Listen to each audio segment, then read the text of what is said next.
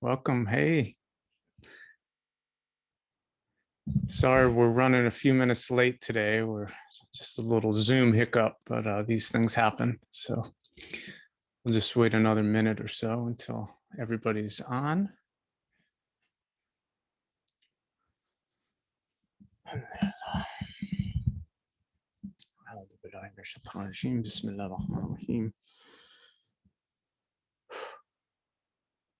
اللهم صل وسلم وبارك على سيدنا محمد وعلى آله وصحبه وسلم.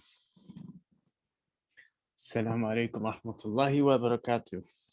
Nice to see everyone. Welcome. My name is Micah Anderson. Welcome to another episode of Heartcentric.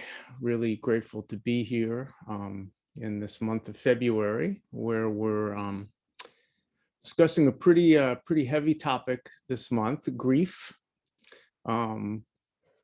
I know it's certainly one that I've been experiencing the last year or so, just with everything that's been happening and all the changes and shifts of so-called normalcy of life has been kind of, seems to have been plucked away from us a little bit.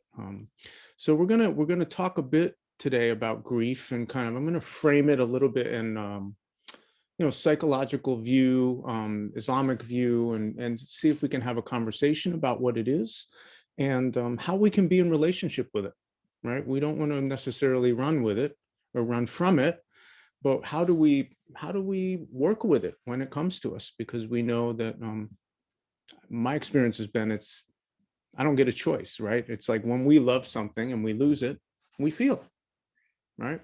So we're going to look at that today a little bit.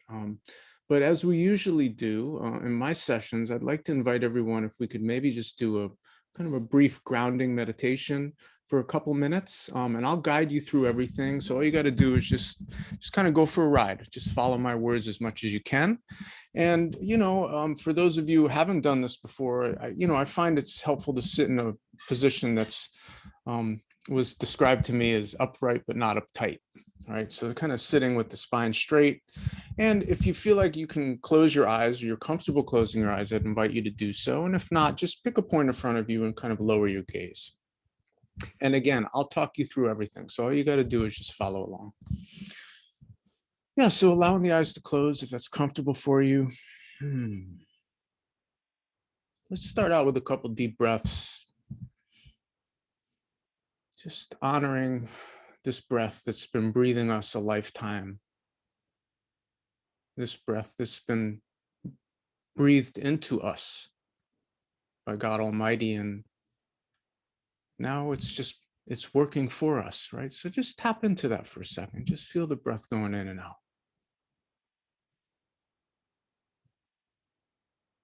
And then if you can, just start to drop into just the felt sense of the body. Like, how's the body feeling right now? Right? Are you comfortable? So making sure the shoulders are kind of dangling off the neck, allowing the face to soften a bit, right? The muscles in the jaw, the eyebrows, mouth. Just let everything loosen, hang loose. Let the belly soften. And then notice anything else that's you're picking up right now. Just non-judgmentally, just kind of noticing how the body's feeling.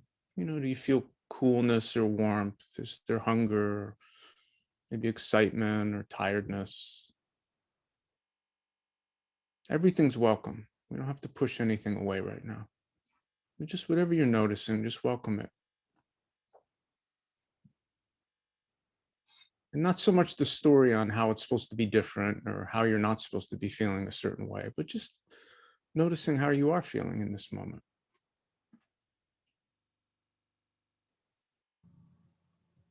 And then for a moment or two, drop into the area of the belly and just notice the rising and falling of it. We've got this thing called the brain, and it's gonna start wandering off, right? This is a big part of this practice, is just learning how to focus. So it's not our job to to enforce that the mind doesn't drift off, but it's really our job to invite it back with some mercy when it does, with some compassion when it does. We didn't do anything wrong.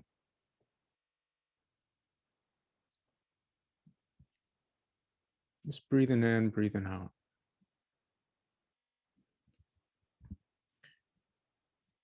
And with this topic today of grief, for many of us, it's intense. We've had a difficult relationship with it. Maybe it still feels unresolved. So I want to invite you all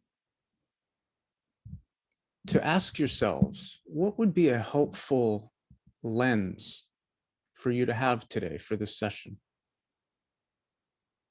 And by lens, I mean, is it a lens of mercy? Is it a lens of compassion? Is it a lens of flexibility, of openness, of acceptance? So feel into your heart for a moment. What would be a lens that would be helpful for you today?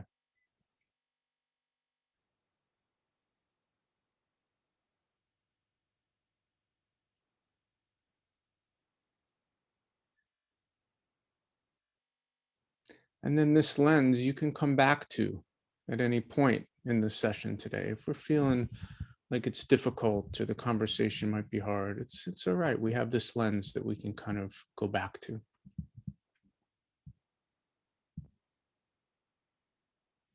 Okay, and then when you're ready, you can gently allow your eyes to crack open, and shifting attention back into the room where you are, and then also into this virtual room that we find ourselves in today.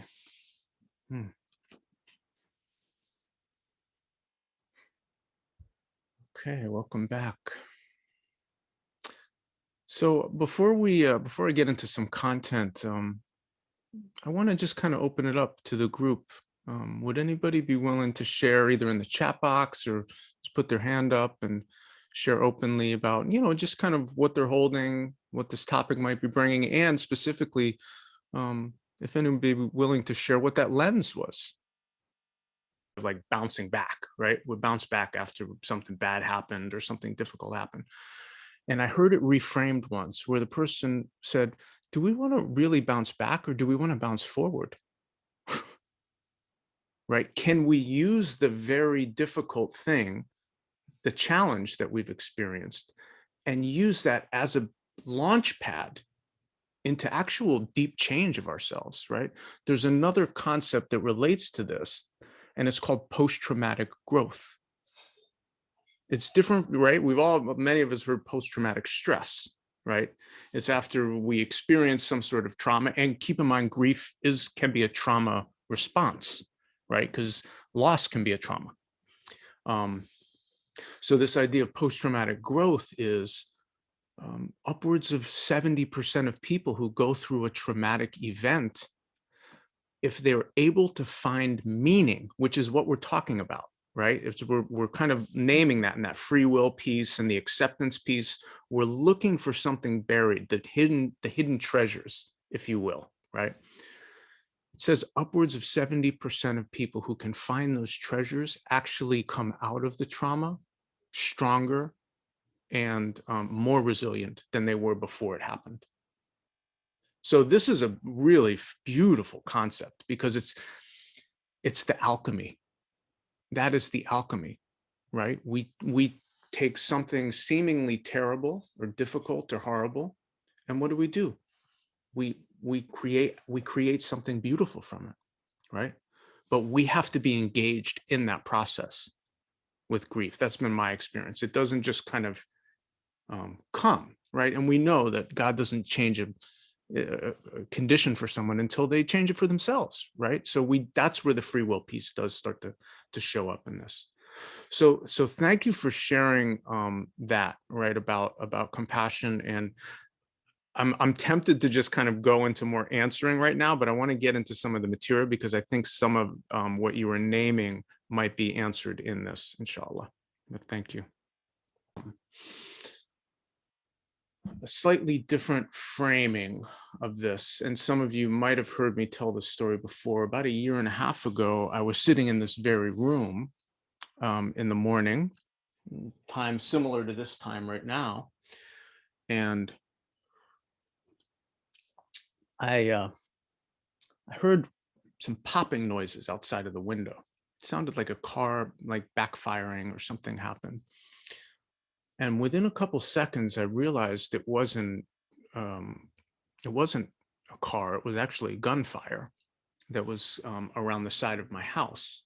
And as soon as I stood up, my children were home, my wife was home in the other room. I jumped up off the couch, and as soon as I jumped up off the couch, bullets rained into this room and hit me. So I was hit with a stray bullet in my leg. Fell on the ground. It was a obviously a traumatic experience, and it was an experience that thankfully I was okay. I was, I did have to go to the hospital, and okay is a relative term in this regard. I mean, it went as good as it could have gone, right? The bullet went in and it went out, and I was okay. I mean, I had to go to the hospital, and it took me a couple months to recover from it. But the mental recovery was much more difficult than the physical recovery, right? Because I noticed PTSD symptoms coming up. I noticed, right, there's all of these things that started kind of coming up. And one of them was grief.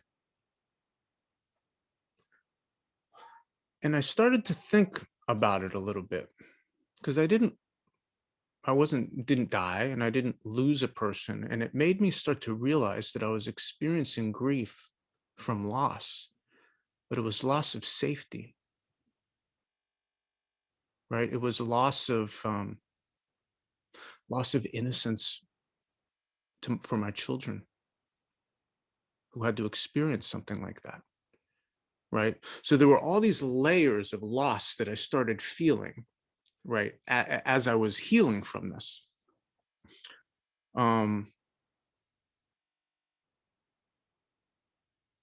I wanted to start with that because we often will just put grief and only talk about it within the concept of death. And again, I think it's doing grief a disservice by only tying it to that, right? And I did experience post-traumatic growth. And I remember a couple days afterwards, I remember thinking the same thing that we talked about before. I remember thinking to myself, I don't know how I could possibly see something good coming out of this. I'm just scratching my head and just like, I'm not sure how that could be.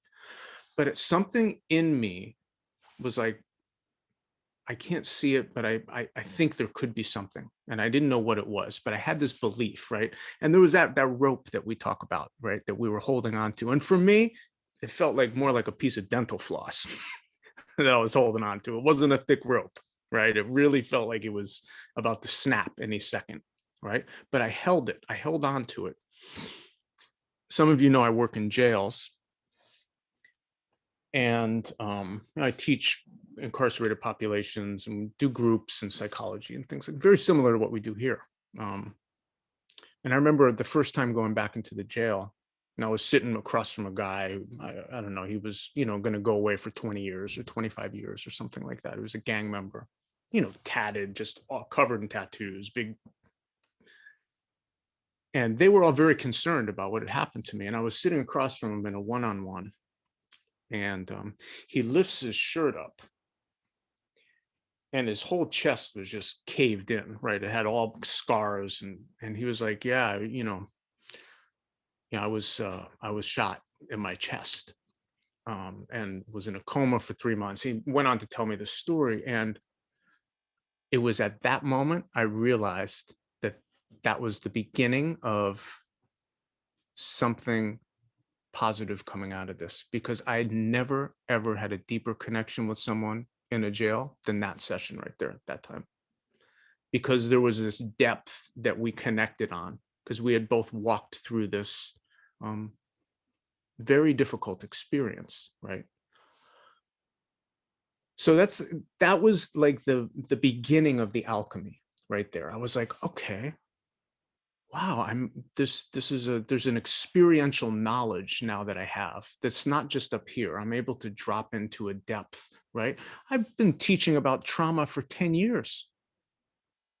But then I started to get PTSD symptoms and I was like, oh, that's that thing that I teach about.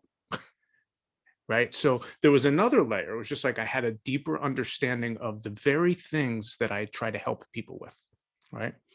So again, we have to kind of look for meaning. We've got to look for the jewels that are hidden in the mud, in the muck, right?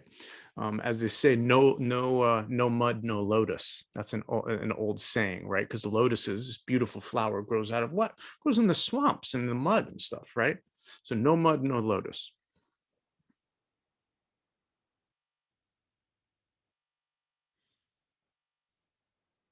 I'm going to offer a reading.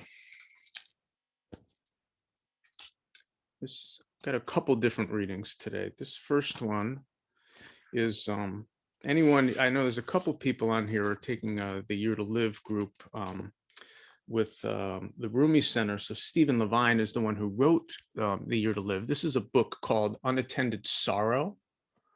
So I would highly suggest it for people. I don't know if you could see it.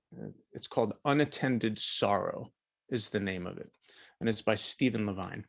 And it's really about grief. The whole book is about grief and how to start working with grief and engage in grief. So he's got a section called the dimensions of grief, and I want to read a couple of passages from this. He talks about the difference between acute grief and chronic grief. Acute grief is the immediacy of loss, the inconceivable tragedy.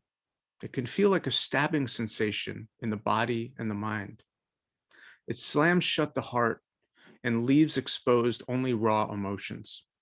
It leaves very little space for anything but the sorrow, anger, fear, or doubt that attend to it. Acute grief can be a thunderstorm, a downpour, a sudden flood that submerges almost everything in its path. In acute grief, our difficulty finishing business with a departed loved one, as painful as it may create repeated images of previous loss. The loss of one's mother, for instance, can cause us to recall in some detail other losses in the family.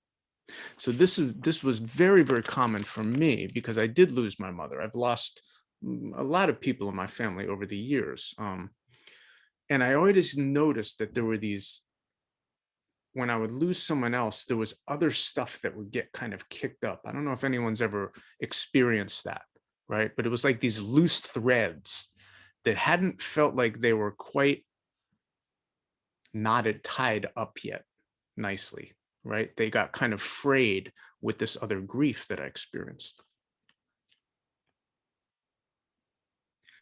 Then he talks about chronic grief, how it's this persistent ache in the heart, the phantom pain of the absence of loved ones or ourselves. That's interesting because he starts to turn grief into just absence, and even absence of our own selves, right?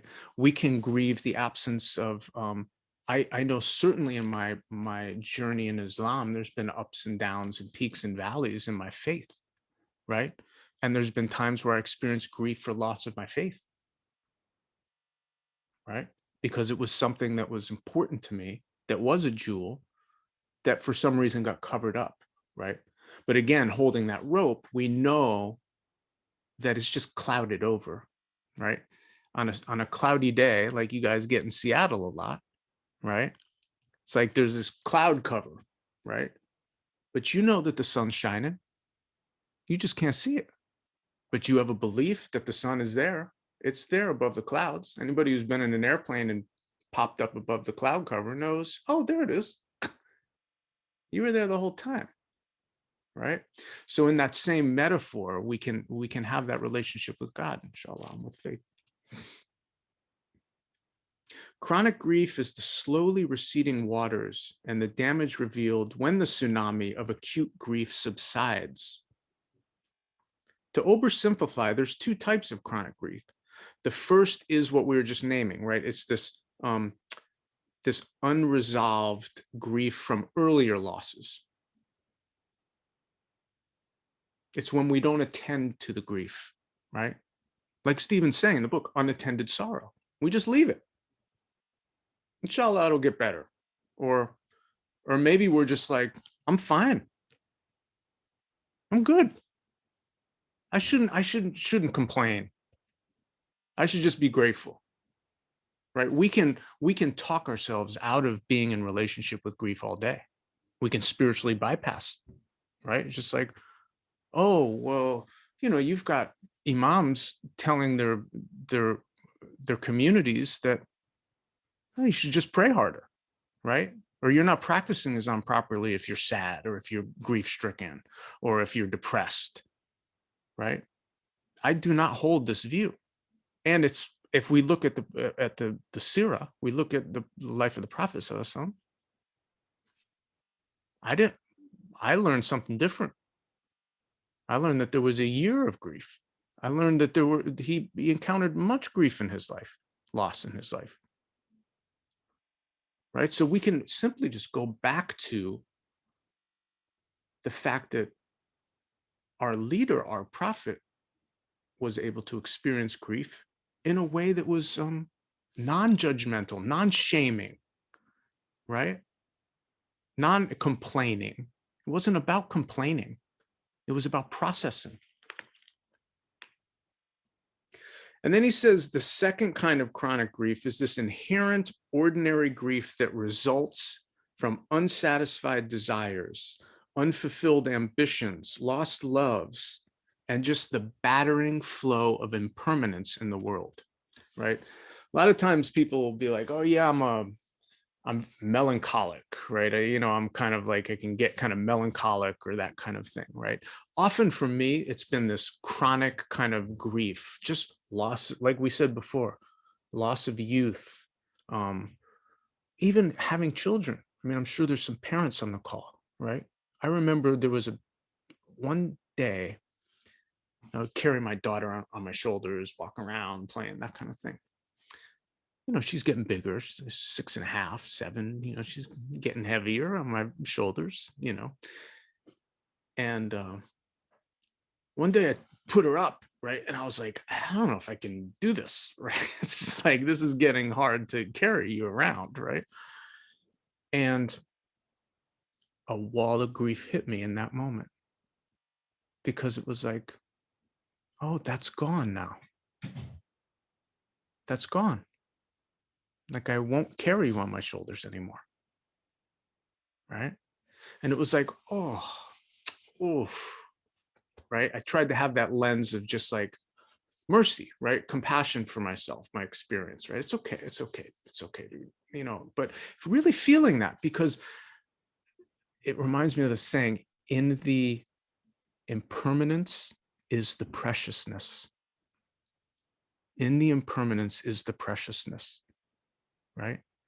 If we knew everything was going to be fine and everything was going to be okay all the time, how precious would it all be? Right? So I try to go back to that concept often when I'm experiencing, like in that situation with my daughter. It was tender. It was really tender. But it was like, okay, like that's all right. Like this is what I'm experiencing right here. Let me pause. I see a couple hands up. Things that we can try to remember when holding grief. There's not a finish line, and it's not a race. Grief has its own lifespan, and it is unique to each one of us and unique to each situation that we find ourselves grieving over. There's no time when pain and grief might be completed. You grieve because you love.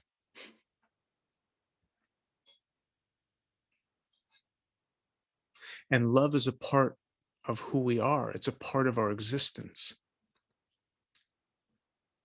Love changes, but it doesn't end, right? Love shifts, but it doesn't end. So if we look at grief as connected to love, we grieve because we love. And this is the price of admission. This is the price of admission, right? If we want to love and we want to have deep connections, ultimately we're putting ourselves at risk for grief. This is my reality, right? And as much as I've tried to strong arm myself into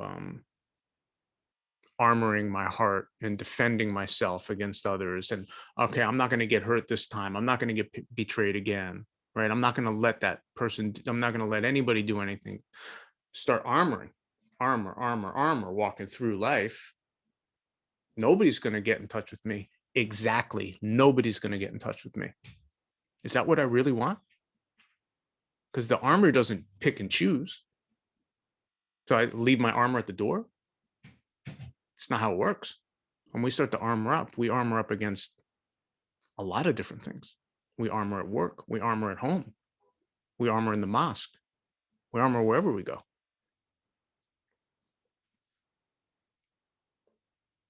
Anger will happen. So will fear, peace, joy, guilt, confusion, and a range of other things. Sometimes you'll be tired of grief. You'll turn away, and you may turn back, and you'll turn away again. Grief has a rhythm of its own. Grief can be absolutely crazy making. It can make us feel just like we're losing it. And it doesn't mean that you're crazy by experiencing it. There's no way to do it, quote unquote, wrong, right? It may be painful, but grieving isn't a wrong thing to do. This is important, that we're not shamed by anyone into thinking that having grief or experiencing grief is something that's wrong.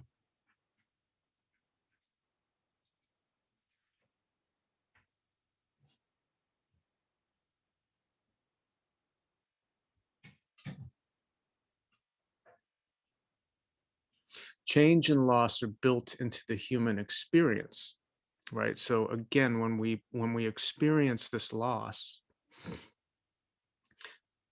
grief is the way that we honor loss and we honor the things that have been taken from us.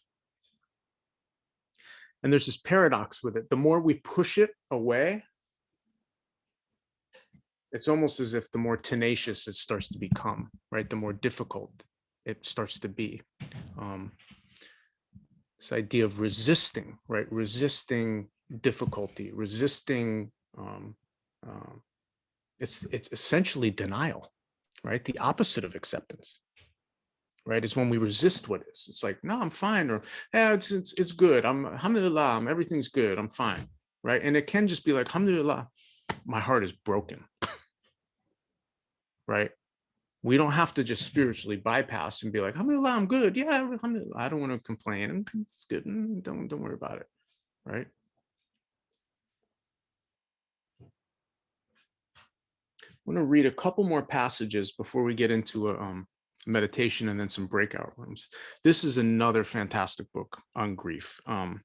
And you can find some of his writings online. His name is Martin Prechel. I'll just show you his name. And the name of the book is The Smell of Rain on Dust. And it's grief and praise. And I got goosebumps just saying it, because when I saw this for the first time, it was like, it was just like mind blowing to me that he connects this idea of grief as praise. We praise things that we love. Therefore, we grieve things that we love when we lose them. So here's a few things he says about grief. Grief is what living beings experience when what or whom they love dies or disappears. Grief is not what people feel when they lose what they want or lose what they want to happen. or when they don't get what they think they deserve. This is just disappointment. It's not the same as grief. Grief is natural. To grieve the loss of what we love is as natural as eating, singing, dreaming, running, or looking under rocks for bugs to feed your frog. More importantly, grieving is necessary. When there is real loss, grieving should never be avoided or postponed. Without grief, the world would cease to renew itself. It's not a preference. For choosing to not have grief when grief is there is to defer and burden someone else with having to do your grieving, and this makes the world a sick place. Oof, that's so deep, that one.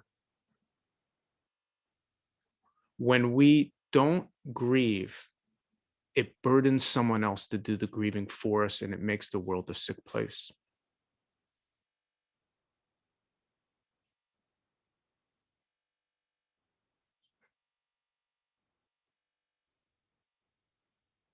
Grieving is a sacred art, not an art whose products should be sold or seen objectively. Grieving is an art that, when it is fully known and made to actively happen in all its grandeur and integrity, is the backbone of real peace. It's the art of all arts. It is the art behind all real art.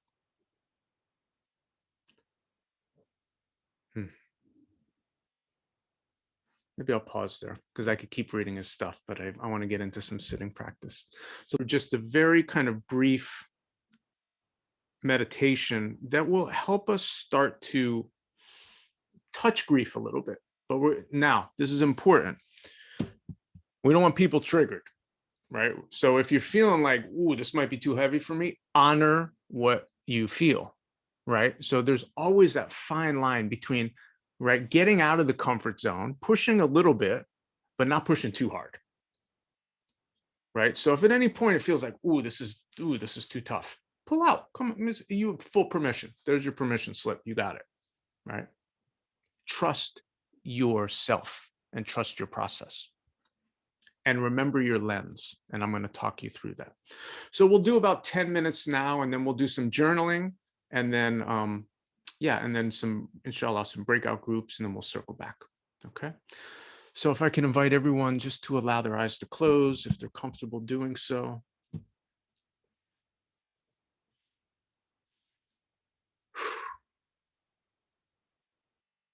I'm just starting out with a little grounding like we did before. Just feel the body.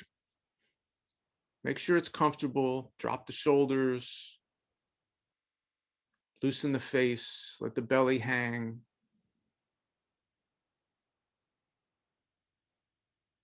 And bring some attention to just how the body's landed in the seat.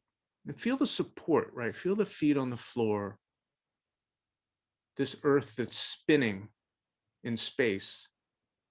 And yet you're solid, grounded. This little speck on the earth's surface. But gravity's got you. It's holding you.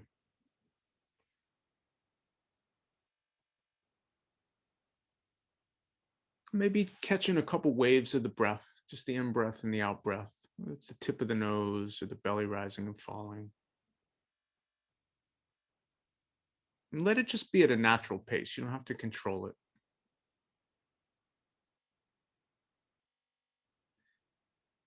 And as you're entering this meditation, remember your lens.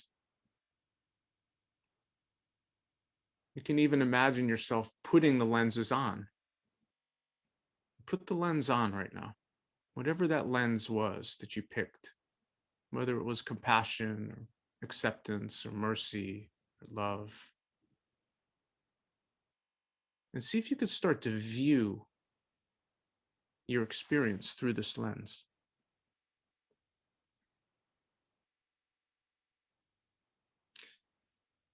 So I want to invite you to maybe bring to mind some grief that you might be holding, if there's some present.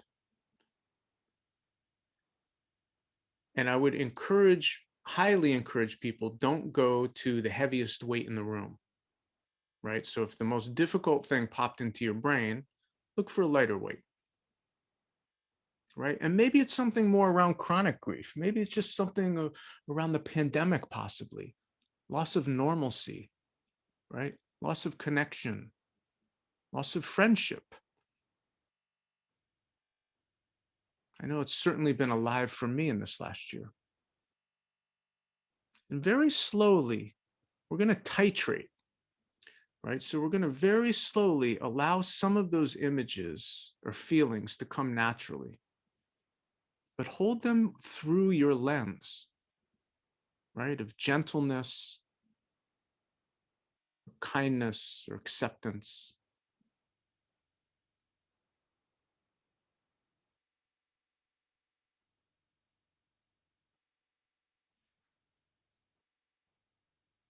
Hold each one gently, taking your time, and let feelings come layer by layer.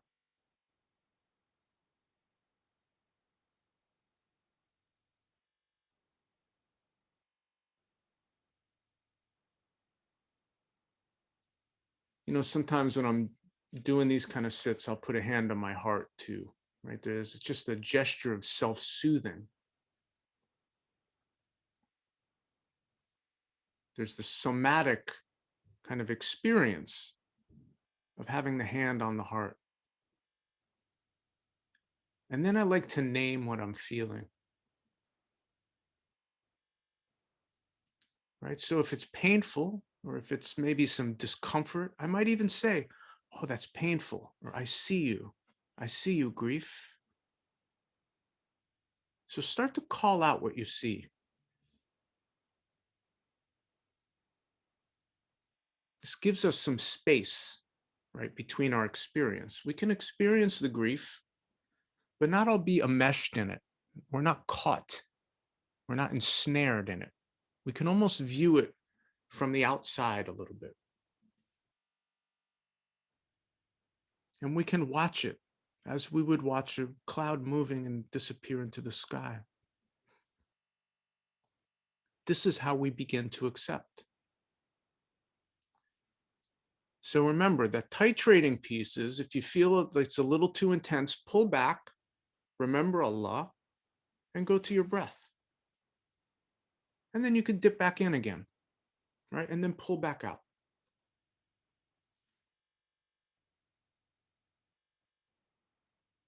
This is how we begin to accept, is by opening, allowing the heart to blossom and hold maybe the very things that we're afraid to hold.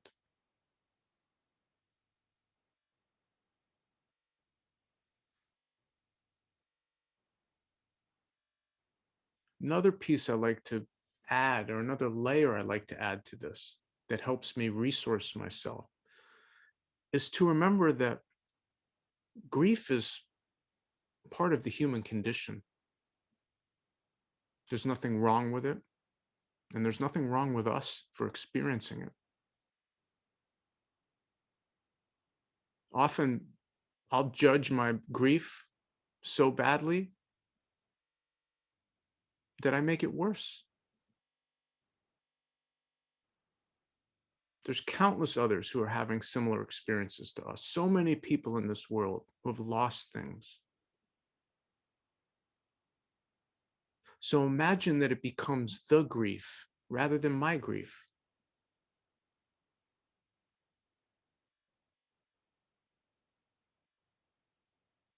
Try to root that in your heart if you can. Remembering there's strength in numbers. And by recognizing we're not the only ones, we connect with a larger shared experience.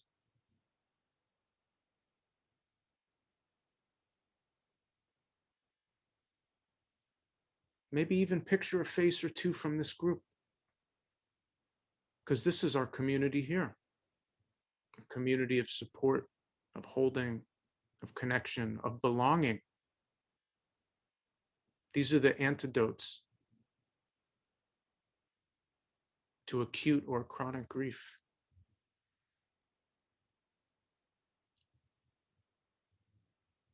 It's in the grief that we know we care.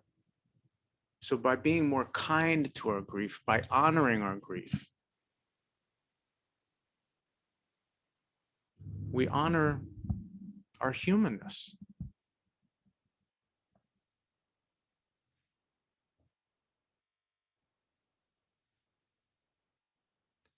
Okay, begin to come back to where we started now. So come back to the body. Notice the feet on the floor. Remember your lens.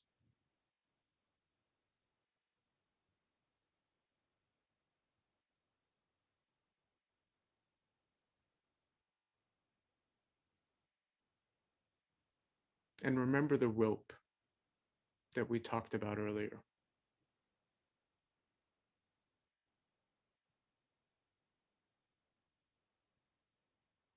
When you feel ready, gently begin to blink your eyes open. So start blink them open a couple times and just take a look around the room as you're coming out of the meditation, and just allow your eyes to kind of go where it wants to go. Like name some colors that you see in the room, maybe some things of beauty in the room around you. Is there anything that's beautiful that you see?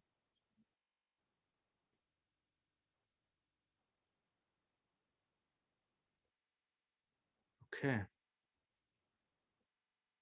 So I'd like to invite everyone to do a few minutes of some journaling. So give you maybe about 3 minutes or so. Um, just write down, just let it flow.